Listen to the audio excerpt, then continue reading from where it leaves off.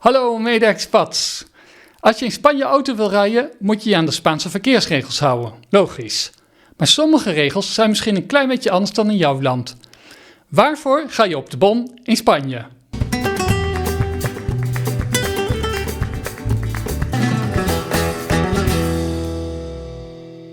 Eerst gaan we even een paar misverstanden uit de weg ruimen. Spanjaarden zouden scheuren in het verkeer. Nou, dat is misschien wel het geval voor sommige andere mediterraanse landen en misschien zelfs wel voor Frankrijk, als ik uit eigen ervaring spreek.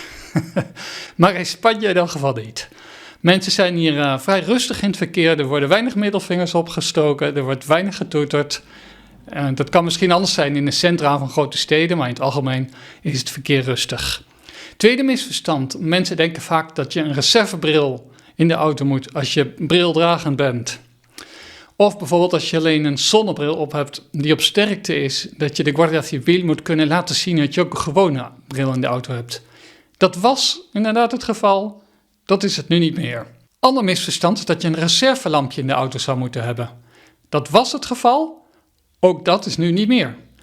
Sommige auto's bijvoorbeeld die hebben LED-lampen en die kun je niet eens zomaar zelf vervangen, daarvoor moet je naar de garage. Dus die verplichting is er niet meer.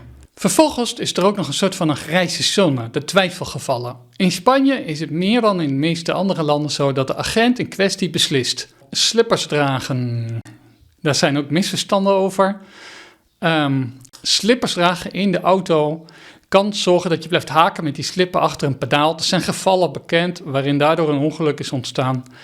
Dus officieel is het niet verboden, maar in het algemeen kan de agent wel bepalen dat het de rijveiligheid beïnvloedt, nadelig beïnvloedt. En dan kun je er dus toch een bekeuring voor krijgen. Hetzelfde is bijvoorbeeld zonder t-shirt rijden, als het erg heet is. Sommige toeristen doen dat wel eens. De agent kan beslissen dat het niet in het belang is van je veiligheid, namelijk mocht je een ongeluk krijgen, dan kan die riem in je huid snijden, omdat je de bescherming van dat t-shirt niet meer aan hebt. En daarmee is dus de openbare veiligheid in het gedrang. En op basis van dat argument kan hij dan toch een bekeuring geven, terwijl het dus niet letterlijk in de wet staat. Even snel een slokje uit een flesje water nemen. Mag dat of niet? Daar zijn ook veel misverstanden over. In de praktijk is het zo dat als je op een rechte weg in een rustige situatie even snel een slokje water neemt en je hebt de situatie duidelijk onder controle, zal die agent er meestal geen probleem van maken. Als je echter duidelijk afgeleid bent en je bent op zoek naar een dopje, of je moet het er nog opdraaien, of je drinkt heel vaak en achter elkaar, of je kijkt daarbij de andere kant op, dan kan het in één keer wel de reden zijn voor een agent om je te bekeuren. Het is dus wederom zo dat de agent in kwestie beslist. Nou, dan zal ik nou ook nog wat regels opnoemen die wel degelijk verplicht zijn. De eerste, geef een duim op mijn video, laat een comment achter en abonneer je op mijn kanaal. Nou, dat is natuurlijk niet verplicht, maar ik zou het wel echt waarderen. Het serieuze is, je moet 1,5 meter afstand houden als je een fietser passeert. Er is veel veranderd op het vlak van fietsers en fietserrechten en bescherming daarvan. Een jaartje of 15 geleden was je als fietser hier nog behoorlijk vogelvrij, maar er is in korte tijd is dat enorm verbeterd. Wat ook verplicht is een reflecterend hesje in je auto hebben. Mocht je pannen krijgen of je auto moeten verlaten ergens in een verkeersgevaarlijke situatie, ben je verplicht om dat hesje aan te trekken. En dat moet je dus altijd in je auto hebben. Daar kunnen ze naar vragen om te laten zien dat je het hebt. Wat ook verplicht is om elke uitstekende lading te signaliseren met een bord, wat ze hier noemen de U20, het V20-bord. Dat is een vrij groot bord met een rood-witte arcering erop. En daarbij, die moet op de uitstekende lading vast zijn gemaakt. Dat is in veel gevallen nog niet zo makkelijk. Als je maar een klein stukje uitsteekt, moet het ook. Sterker nog, in principe mag je eigenlijk niet eens een klein stukje uitsteken, behalve als de lading die je draagt ondeelbaar is, dat betekent in één geheel, dan mag die maximaal 15% uitsteken, 15% van de lengte van je auto. Nou, het is nog niet zo dat ze dat met een centimetertje gaan nameten. Dus zo streng is het ook weer niet, maar ze willen wel altijd dat bord zien, dat V20-bord. En helaas gebeurt het vaak dat toeristen lekker door heel Europa heen rijden. Die hebben achterop hun camper of op hun auto zo'n fietsendragertje met 1 of 2 fietsen erop. Dat is nergens een probleem. Maar zodra je Spanje binnenkomt, direct na het passeren van de grens, kun je daarvoor beboet worden. Als je geen V20-bord op die fietsen had vastgemaakt. Dus denk eraan. Wat hier een nieuwe regel is, dat is La Baliza V16, oftewel een zwaailamp. Die wordt aangegeven in de wet met V16. En die heeft een magnetische basis en een GPS-locatiesysteem erin. Dat is dus allemaal veranderd. Vroeger vertrouwden ze nog altijd op de gevarendriehoek. Zoals, voor zover ik weet, in de meeste andere landen van Europa nog steeds het geval is. Die moest je dan gaan opzetten, een stukje teruglopen en hem opzetten. Ze hebben hun mening herzien hier. Nu wordt gezegd dat je beter niet je auto verlaat. Dus blijf in je auto zitten.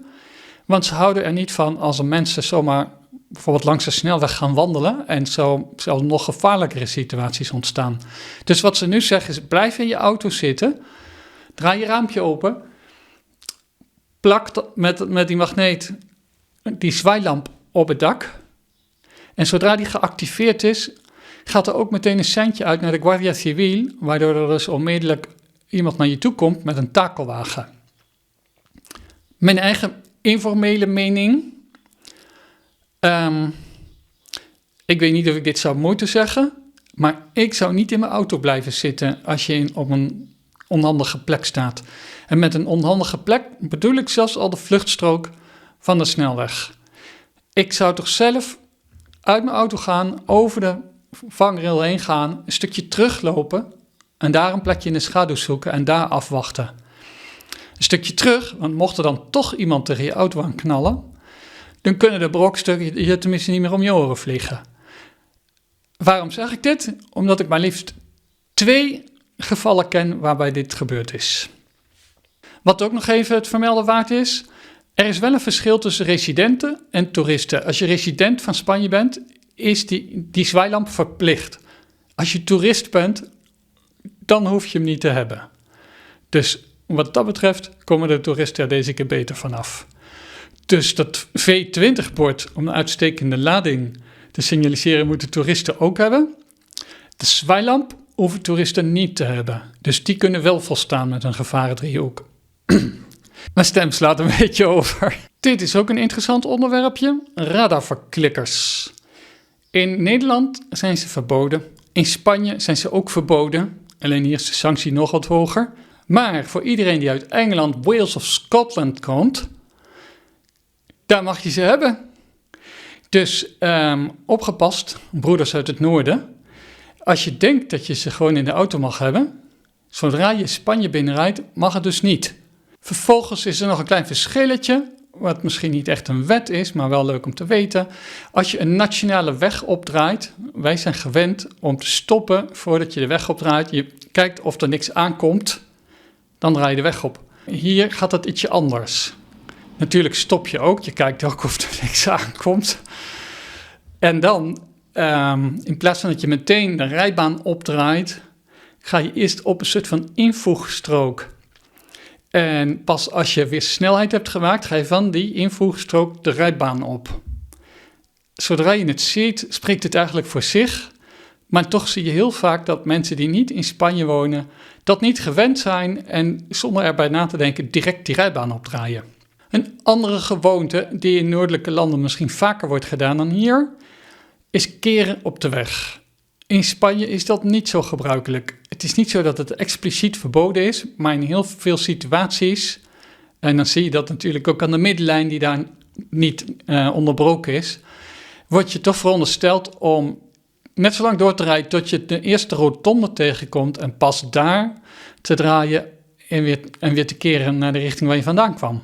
Achteruitrijden in Nederland, ik weet niet zeker hoe dat in Engeland zit, in Nederland leren we dat zelfs op ons rijexamen.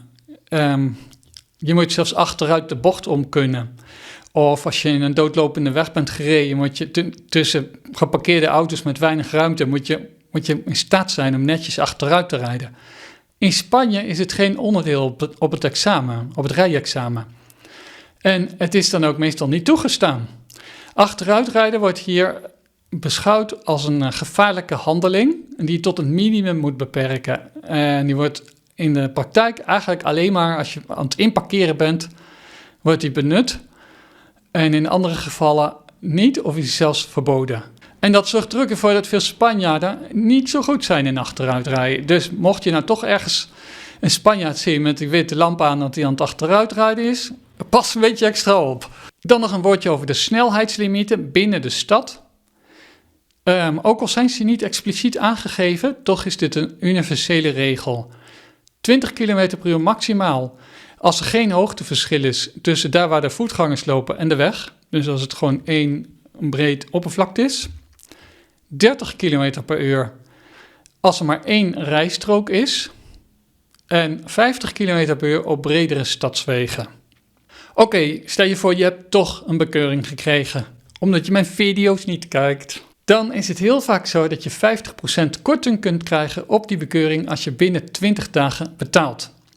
Meestal moet je dat betaalbewijs dan ook nog laten zien of e-mailen. Of je moet het in ieder geval bewijzen dat je betaalt. Ze kijken niet zelf op een rekening. Maar als je dat doet, hoef je maar de helft van de sanctie te betalen.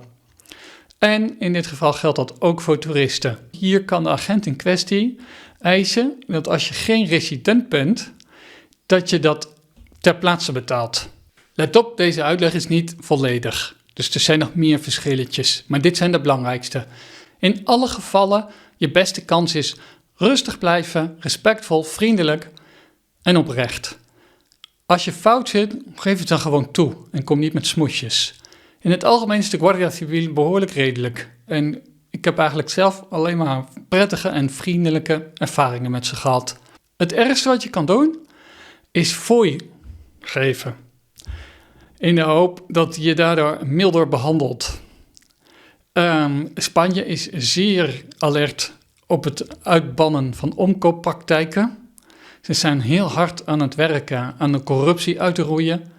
Dus als je met geld begint te zwaaien tegen een politieagent, dan kun je in serieuze problemen terechtkomen. Doe het niet. Nou, dat was het. Ik ben ontzettend benieuwd naar jouw ervaringen. Heb jij wel eens een bekeuring gehad? Wat is jouw ervaring met het rijden door Spanje? Wat vind jij van het Spaanse verkeer? Laat het even weten hieronder in de comments. Ik lees ze altijd. Goed, tot de volgende maar weer. Hasta luego. En dan is het nu tijd voor... El postre del video. Un saludo, ¿no? Saludos desde Jerez.